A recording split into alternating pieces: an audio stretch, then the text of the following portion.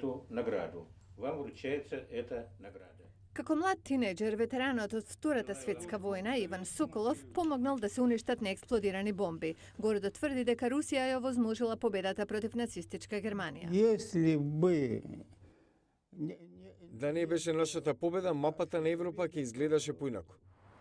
Критиката на Кремљ вели дека сега токму Русија е таа која ја прекројува мапата на Европа со анексијата на Крим и поддршката на сепаратистите во Источна Украина.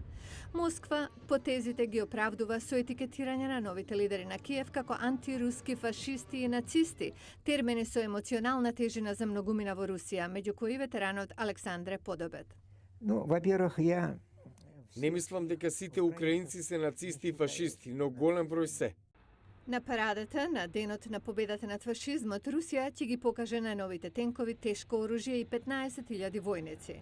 Западните лидери одбија да присуствуваат на настанот, вели историчарот Андрей Зубов. А сейчас правителство Во моментов владата на Русија е агресор во Украина повеќе од една година. Го анектираше Крим, води војна во Донбас, на југ на Украина и организира субверзивни терористички активности во други градови. Морално е неиздржливо за западните лидери да дојдат во земјата агресор и да прославуваат заедно победа врз поранешна агресија.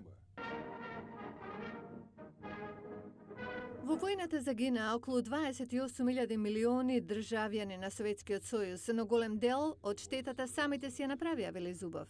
и они были неоправданно высоки, именно неоправданно. Не беа оправдани и беа непотребно голем број заради лошата одбрана од страна на Сталин и комунистите. Зубов, поранешен професор на Државниот институт за меѓународни односи во Москва, минатата година беше отпуштен од работа заради компарација на анексијата на Крим со припојување на Австрија од страна на нацистичка Германија. Тој вели дека руските лидери за себе мислат дека се наследници на советската моќ. После 1945 года продолжались По убийства. 1945 убиства, репресија, злосторства против рускиот народ продолжија. Мислам дека треба да престанеме со триумфалното славење на победата. Таа победа е амбивалентна и за Русија донесе помалку позитивни аспекти споредено со другите земји во светот, дури и за самата Германија.